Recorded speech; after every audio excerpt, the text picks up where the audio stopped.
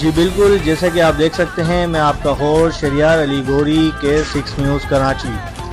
آج کا دن 9 مئی جو کہ اسلام آباد میں واقعہ ہوا اس کے دن سے جانا جاتا ہے۔ اس واقعے میں جو چند شہر پسند عناصروں نے جو ہماری فوج کے خلاف بغاوت کی، اس بغاوت کی ہم تہہ دل سے مذمت کرتے ہیں اور ہم اپنی فوج کے شانہ بشانہ کھڑے ہیں، ہم اپنی فوج کے ساتھ ہیں اور پاک فوج زندہ باد، پاک فوج پائندہ باد۔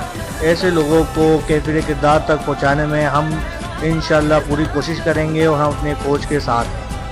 کیمرہ مین محمد شعیب، رپورٹر شہریار علی گوری کے 6 نیوز کراچی۔